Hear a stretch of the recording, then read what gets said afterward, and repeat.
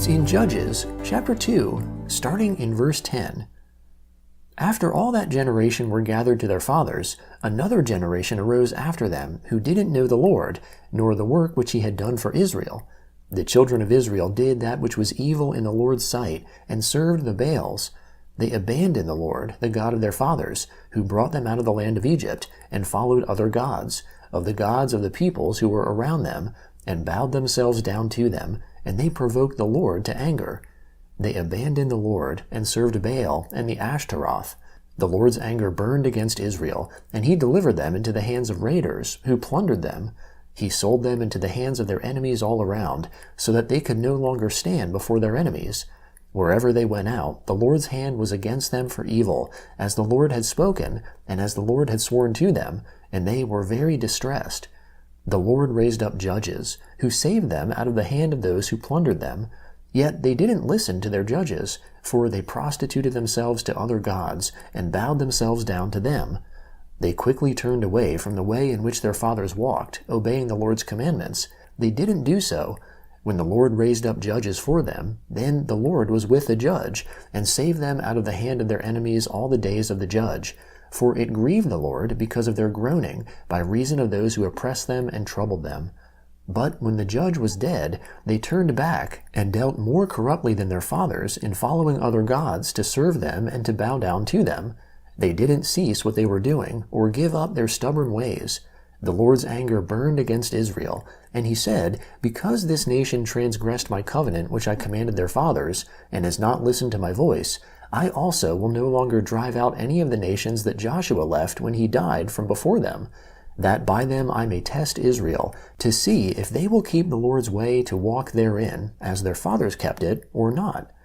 So the Lord left those nations, without driving them out hastily. He didn't deliver them into Joshua's hand. Now these are the nations which the Lord left, to test Israel by them, even as many as had not known all the wars of Canaan, only that the generations of the children of Israel might know, to teach them war, at least those who knew nothing of it before. The 5 lords of the Philistines, all the Canaanites, the Sidonians, and the Hivites who lived on Mount Lebanon, from Mount Baal-Hermon to the entrance of Hamath. They were left to test Israel by them, to know whether they would listen to the Lord's commandments, which he commanded their fathers by Moses. The children of Israel lived amongst the Canaanites, the Hittites, the Amorites, the Perizzites, the Hivites, and the Jebusites. They took their daughters to be their wives, and gave their own daughters to their sons, and served their gods. The children of Israel did that which was evil in the Lord's sight, and forgot the Lord their God, and served the Baals and the Asheroth. Therefore the Lord's anger burned against Israel, and he sold them into the hand of Cushan-Rishathaim, king of Mesopotamia, and the children of Israel served Cushan-Rishathaim 8 years. When the children of Israel cried to the Lord raised up a Savior to the children of Israel, who saved them, even Othniel the son of Kenaz, Caleb's younger brother. The Lord's Spirit came on him, and he judged Israel, and he went out to war, and the Lord delivered Cushan-Rishathaim, king of Mesopotamia, into his hand. His hand prevailed against Cushan-Rishathaim. The land had rest 40 years. Then Othniel the son of Kenaz died. The children of Israel again did that which was evil in the Lord's sight, and the Lord strengthened Eglon the king of Moab against Israel, because they had done that which was evil in the Lord's sight. He gathered the children of Ammon and Amalek to himself, and he went and struck Israel, and they possessed the city of palm trees. The children of Israel served Eglon the king of Moab 18 years. But when the children of Israel cried to the Lord raised up a Savior for them, Ehud the son of Gera, the Benjaminite, a left-handed man. The children of Israel sent tribute by him to Eglon the king of Moab.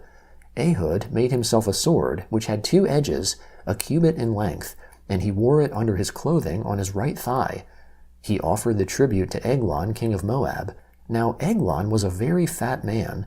When Ehud had finished offering the tribute, he sent away the people who carried the tribute. But he himself turned back from the stone idols that were by Gilgal, and said, I have a secret message for you, O king. The king said, Keep silence. All who stood by him left him. Ehud came to him, and he was sitting by himself alone in the cool upper room. Ehud said, I have a message from God to you. He arose out of his seat. Ehud put out his left hand, and took the sword from his right thigh, and thrust it into his body. The handle also went in after the blade, and the fat closed on the blade, for he didn't draw the sword out of his body, and it came out behind. Then Ehud went out onto the porch, and shut the doors of the upper room on him, and locked them. After he had gone, his servants came and saw that the doors of the upper room were locked. They said, "Surely he is covering his feet in the upper room." They waited until they were ashamed, and behold, he didn't open the doors of the upper room. Therefore they took the key and opened them, and behold, their lord had fallen down dead on the floor. Ehud escaped while they waited, passed beyond the stone idols, and escaped to Seirah. When he had come, he blew a trumpet in the hill country of Ephraim, and the children of Israel went down with him from the hill country, and he led them. He said to them, "Follow me, for the Lord has delivered your enemies the Moabites into your hand." They followed him, and took the fords of the Jordan against the Moabites, and didn't allow any man to pass over. They struck at that time about 10,000 men of Moab, every strong man and every man of valor. No man escaped. So Moab was subdued that day under the hand of Israel. Then the land had rest 80 years. After him was Shamgar the son of Anath, who struck 600 men of the Philistines with an ox goad. He also saved Israel. The Gospel of Luke, chapter 22, starting in verse 14. When the hour had come, he, that is Jesus, sat down with the 12 apostles. He said to them, "I have earnestly desired to eat this Passover with you before I suffer. For I tell you, I will no longer by any means eat of it until it is fulfilled in God's kingdom." He received a cup, and when he had given thanks, he said, "Take this and share it amongst yourselves. For I tell you, I will not drink at all again from the fruit of the vine until God's kingdom comes." He took bread, and when he had given thanks, he broke and gave it to them, saying, "This is my body, which is given for you. Do this in memory of me." Likewise he took the cup after supper, saying, "This cup is the new covenant in my blood, which is poured out for you. But behold, the hand of him who betrays me is with me on the table. The Son of Man indeed goes as it has been determined, but woe to that man through whom he is betrayed." They began to question amongst themselves which of them it was who would do this thing. A dispute also arose amongst them, which of them was considered to be greatest. He said to them, "The kings of the nations lord it over them, and those who have authority over them are called benefactors. But not so with you. Rather, the one who is greater amongst you, let him become as the younger, and one who is governing as one who serves. For who is greater, one who sits at the table or one who serves? Isn't it he who sits at the table? But I am amongst you as one who serves. But you are those who have continued with me in my trials. I confer on you a kingdom, even as my Father conferred on me, so that you may eat and drink at my table in my kingdom. You will sit on thrones, judging the 12 tribes of Israel." The Lord said, "Simon, Simon, behold, Satan asked to have all of you, that he might sift you as wheat. But I prayed for you, that your faith wouldn't fail. You, when once you have turned again, establish your brothers." He said to him, "Lord, I am ready to go with you, both to prison and to death." He said, "I tell you, Peter, the rooster will by no means crow today, until you deny that you know me 3 times. Psalm 92, beginning in verse 1. It is a good thing to give thanks to the Lord, to sing praises to your name, Most High, to proclaim your loving kindness in the morning, and your faithfulness every night, with the 10-stringed lute, with the harp, and with the melody of the lyre. For you, Lord, have made me glad through your work. I will triumph in the works of your hands. How great are your works, Lord! Your thoughts are very deep.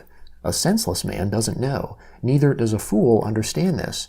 Though the wicked spring up as the grass, and all the evildoers flourish, they will be destroyed forever. But you, Lord, are on high forevermore. For behold, your enemies, Lord, for behold, your enemies shall perish. All the evildoers will be scattered. But you have exalted my horn like that of the wild ox. I am anointed with fresh oil. My eye has also seen my enemies. My ears have heard of the wicked enemies who rise up against me. The righteous shall flourish like the palm tree. He will grow like a cedar in Lebanon.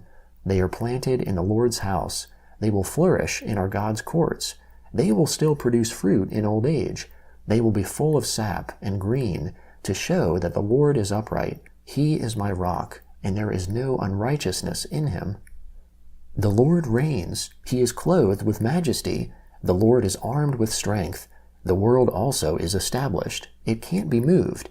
Your throne is established from long ago. You are from everlasting. The floods have lifted up, Lord. The floods have lifted up their voice. The floods lift up their waves. Above the voices of many waters, the mighty breakers of the sea, the Lord on high is mighty. Your statutes stand firm. Holiness adorns your house, Lord, forevermore. Proverbs chapter 14, starting in verse 1. Every wise woman builds her house, but the foolish one tears it down with her own hands. He who walks in his uprightness fears the Lord, but he who is perverse in his ways despises him.